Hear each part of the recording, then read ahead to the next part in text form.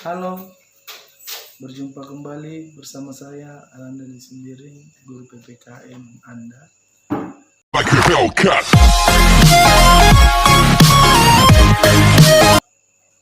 Hari ini saya ingin kembali merefresh pengetahuan Anda mengenai hukum. Dua pertemuan yang lalu kita sudah membahas mengenai pengertian hukum dan sumber-sumber hukum. Maka hari ini saya ingin menyatukan persepsi mengenai hukum. Saya tertarik dengan pendapat J.J. Rousseau, ibu dari pakar hukum tata negara dunia. Dia berpendapat bahwa hukum merupakan cita-cita bersama agar hak individu dengan individu lain tidak saling bergesekan. Lalu saya juga sudah membagikan video kepada Anda di mana saya minta Anda mengumpulkan pengertian-pengertian hukum dari para ahli, sebab hukum belum memiliki definisi baku. Tidak ada ukuran baku dari hukum. Maka untuk melihat definisi hukum, kita harus memperbanyak referensi dari pendapat ahli hukum. Sudah saya tambahkan barusan pendapat J.J. Rousseau. Lalu saya ingin menyampaikan ke Anda bahwa ada hal yang lebih fundamental ketika kita melihat pengertian hukum. Hukum saya gambarkan seperti buku. Setiap orang yang melihat sisi dari buku akan memiliki pandangan yang berbeda-beda. Ya, mungkin ada yang melihat cover depan, ada yang melihat cover belakang. Tapi meski berbeda pendapat, itu semua sama artinya, yaitu buku. Sama seperti hukum. Ada yang melihat sisi, mungkin kalau tersangka melihat hukum itu sebagai hal yang paling dia benci, tapi bagi korban melihat hukum sebagai hal yang sangat baik karena melindungi haknya. Oke, kemudian sekarang saya mau memberitahu Anda mengenai hukum tertinggi yang ada di Indonesia. Di Indonesia, pembagian hukum dibagi berdasarkan beberapa klasifikasi, dan itu sudah kita pelajari di kelas 11 yang lalu. Hanya saja saya ingin menekankan bahwa ada dua hukum yang paling tinggi di Indonesia. Pertama, hukum tertinggi tertulis, yaitu Undang-Undang Dasar Negara Republik Indonesia tahun 1945. Dan hukum tidak tertulis tertinggi di Indonesia, yaitu Pancasila.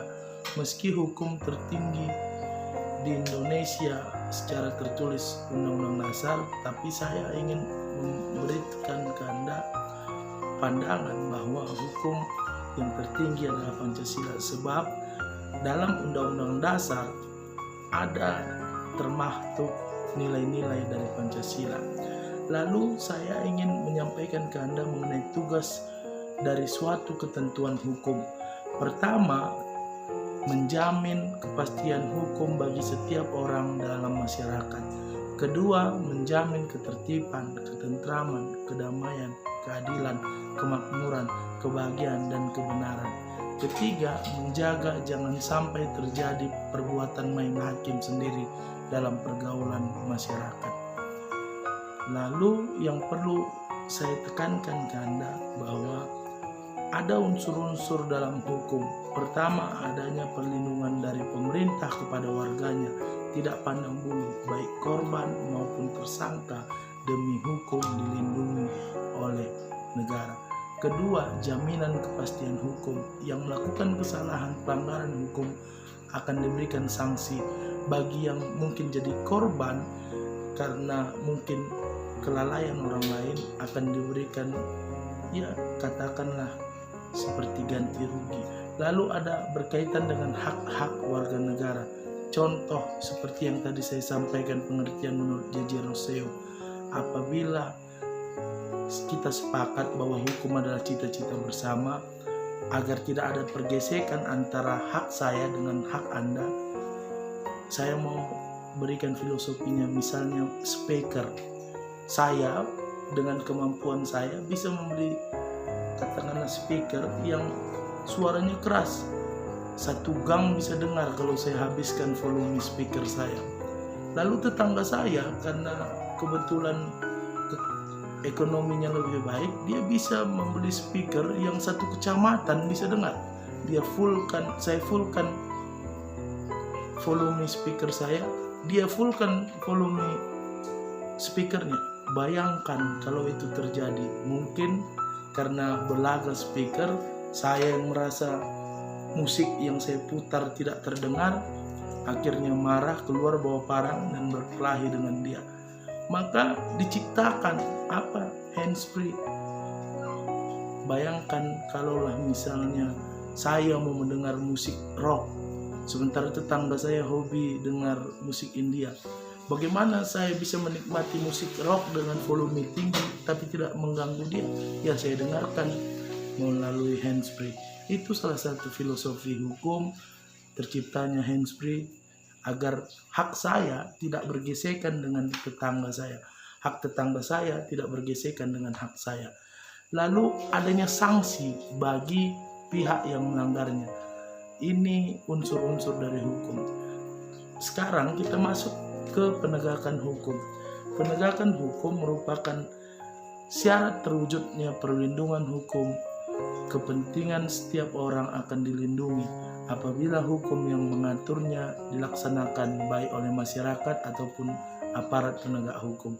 Penegak hukum diartikan sebagai hukuman dan penghargaan bagi warga negara yang melanggar hukum atau mengikuti hukum yang berlaku sesuai dengan undang-undang yang berlaku. Lalu ada perlindungan hukum. Perlindungan hukum diciptakan untuk melindungi hak-hak masyarakat. Bahkan sekarang ada undang-undang yang mengatur hak atas kekayaan intelektual atau HAKI, seperti Undang-Undang Nomor 28 Tahun 2014 tentang hak cipta, Undang-Undang Nomor 15 Tahun 2001 tentang merek. Ini bukti bahwa perlindungan hukum tidak hanya melindungi hak Anda yang terlihat, tapi hak Anda yang abstrak tapi nominalnya milik Anda, yaitu misalnya pikiran ciptaan Anda. Anda menciptakan katakanlah sebuah karya, idenya saja sudah dilindungi oleh hukum, oleh peraturan perundang-undangan yang ada di Indonesia. Bahkan lebih mendalam, perlindungan hukum di Indonesia membahas mengenai perlindungan hak terhadap tersangka yang oleh hukum diberi hukuman karena melakukan pelanggaran hukum. Perlindungan hukum bagi tersangka diberikan berkaitan dengan hak-hak tersangka yang harus dipenuhi dengan prosedur pemeriksaan sebagaimana diatur dalam peraturan perundang-undangan. Bayangkan seorang tersangka yang melakukan kesalahan pelanggaran hukum dilindungi haknya. Ya, Anda boleh cek and recheck ke LP misalnya, lihat di sana napi-napi di sana diberi makan atau tidak. Kalau diberi makan itu bukti bahwa hukum di Indonesia didesain sesempurna mungkin sehingga orang-orang yang melakukan kesalahan pun diberikan haknya, contohnya makan. Maka untuk tugas Anda minggu ini, saya minta Anda tuliskan hak-hak apa saja yang dilindungi oleh undang-undang bagi para tersangka yang sudah melakukan pelanggaran hukum, dan nanti Anda tuliskan itu ke Google Classroom. Anda boleh lihat nanti contoh formatnya seperti yang saya tampilkan. Lalu minggu depan kita bahas mengenai aparat penegak hukum dan tingkatan-tingkatan peradilan di Indonesia, dari paling bawah hingga tingkat paling atas Mahkamah Agung.